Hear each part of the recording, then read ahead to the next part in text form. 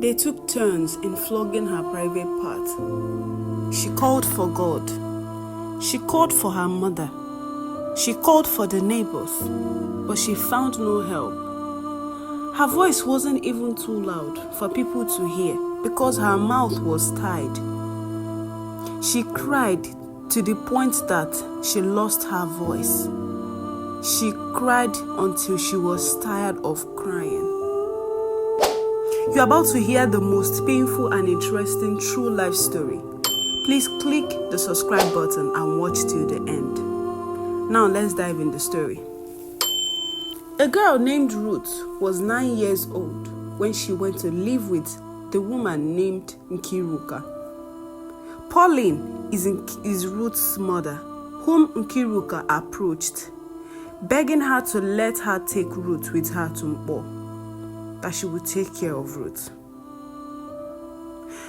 Pauline accepted because Nkiru's mother, Mma Okonkwo, is her good friend. And also they promised her that Ruth won't do anything much other than just to help her hold her kids so she can have time to do the house chores she's meant to do. And they also promised her that they would take proper care of Ruth.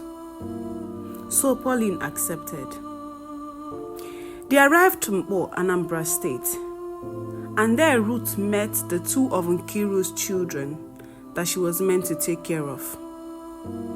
Mr. Godwin is Nkiru's husband, and they have 2 children, Marvelous and Chidiebere.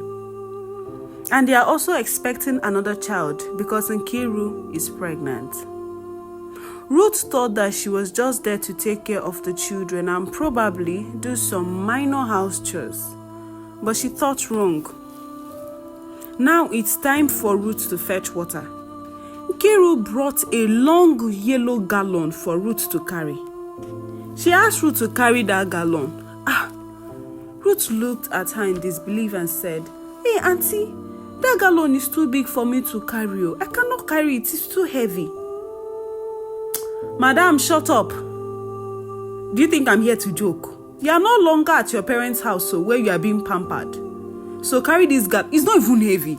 It's not even heavy," as she said, turning the gallon. "It's not even heavy. Carry this thing before I deal with you," Nkiru said in a very harsh tone. Out of fear, Ruth carried that gallon and went to where they sell water beside their compound.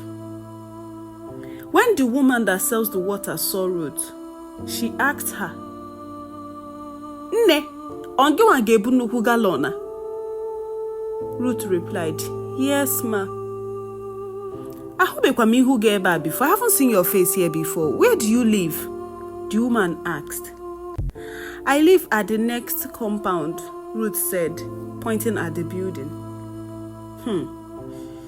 "Take this gallon back to whoever sent you here. Tell him or her that I said they should give you a smaller gallon or a smaller bucket now for you to fetch water with, because this thing is too big for you. Tell them I say if they will not give you that gallon or smaller bucket, I will not sell water to you. Go now." Ruth carried that gallon back to Nkiru and told her exactly what the woman said. "Carry that gallon back to that woman. Who does she think she is? Enokwa. Carry it. Tell her to come out, that I will be at the gather for us to talk," Nkiru said to Ruth. When Ruth got to the tap, she told the woman exactly what her auntie said. "My auntie said you should look up, that she wants to speak to you."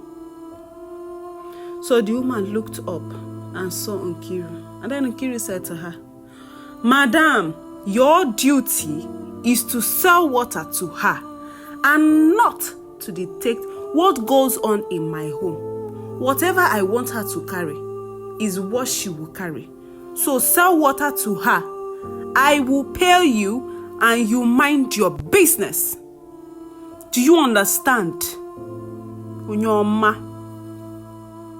The woman looked at Nkiru and said, "Hey, Imani the wicked. Esioku Ibaru wicked, Okwema. If this girl were to be your child, will you let her carry this heavy gallon to fetch water? Will you let her carry this heavy gallon that your husband is meant to carry to fetch water? I wonder what you told her parents when you went to take their child. Did you tell them that this is how you'll be treating their daughter? Did you? I bet you did not. Because assuming you did, they won't let you take their child.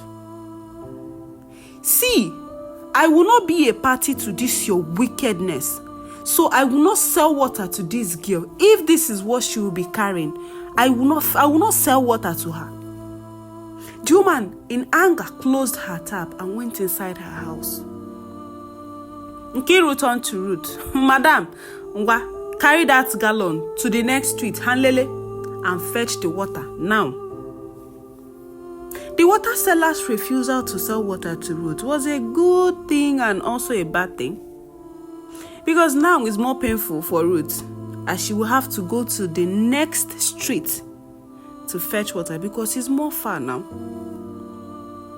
Nkiru makes sure to feed Ruth very well so she can see the strength to overwork herself.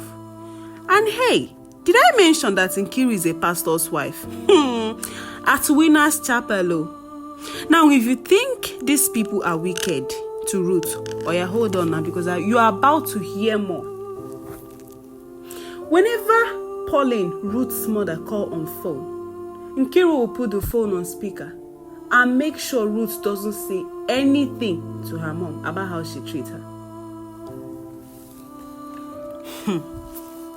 Nkiru gave Ruth a soap that is round. The soap is meant to either wash clothes or to wash plates. When Ruth bathed with that soap, it started peeling her skin off. Not that Nkiru cannot afford a bathing soap for Ruth, but no, because she likes watching her use that soap. Bathing soap is about 150 naira, but Nkiru will not buy it.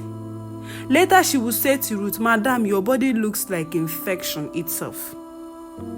9-year-old Ruth will wash their clothes, her husband's clothes, and her children's clothes. And if her husband tried to stop Ruth from doing all that, Nkiru will say, now I know that you are in love with her and you want to sleep with her. Nkiru has this so-called hot temper that whenever she is angry, she will pour away the whole water that Ruth fetched. She will pour the whole water that is inside the butter away. Now, that will be a double work for Ruth.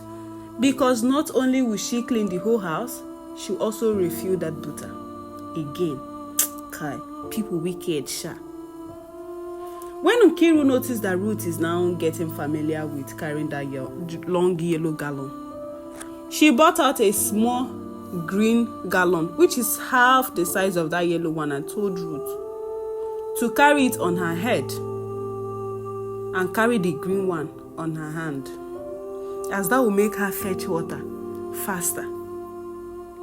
If wickedness was a person, that is Nkiru. Nkiru makes sure that Ruth finishes all she's supposed to do. That is, after taking her own children to school, which is very far, she will come back and finish up everything before going to school. And for that reason, Ruth goes to school by 12 p.m. Earlier she has gone to school was 10 a.m. And at night, Ruth goes to sleep by 11 p.m. or 12 a.m. The painful part is that they don't allow Ruth to sleep on the bed. Nkiru told Ruth that if she sleep on the bed, she will oversleep. And for that, she'll be sleeping on the floor at the back of the fridge at the corridor. In the morning, if Nkiru is happy, she will wake Ruth up with pouring very cold water on her. And if she's not really in a good mood, she will use better cane, wake her up. Oh, so much for a pastor's wife. Nkiru bought fine clothes for Ruth so that people in the church will not see any reason to say that she's maltreating Ruth. Now, at the place where Ruth fetches water from, the next street. The water is being sold by a young guy. Sometimes when Ruth comes to fetch water, out of tiredness, she would decide to sit by the tap to rest a little, and when Nkiru asked her, she would just say that the queue was too much. But something happened one Saturday evening. Ruth has been fetching water, and on the second to last gallon, she decided to sit and rest a little. Unknowingly for her, Nkiru came there and saw her resting. She beat Ruth, she beat hell out of Ruth that evening. And that was in public. The way Nkiru beat Ruth, you would think that she stole from her or probably killed someone. The next day, being Sunday, Mma Okonkwo and Ozioma, which is Nkiru's mother, and her sister, Ozioma, they came to Nkiru's house. They brought canes with them. They called Ruth inside the sitting room and started asking her these questions. You and the water seller do sleep with each other, right? How many times do you guys sleep with each other? Ruth was surprised. So it appears that Nkiru called her people and told them that Ruth and the water seller do sleep together, because she saw Ruth and the guy discussing one certain time. Ruth told them that they don't do anything and that no man has ever touched her. They told her to remove her clothes and lay down. Nkiru and her sister held Ruth's leg while their mother flogged her on her private part. Let's not forget that she is just 9 years old. They told her that if she said the truth by accepting that she and the guy is sleeping together, that they will stop flogging her. But she kept telling them that nothing like that has ever happened, and that is the truth. Nkiru and her family took turns in flogging the little girl on her private part, asking her what the male organ is called and what the female reproductive organ is called. And out of pain, Ruth said, yes, we are sleeping together.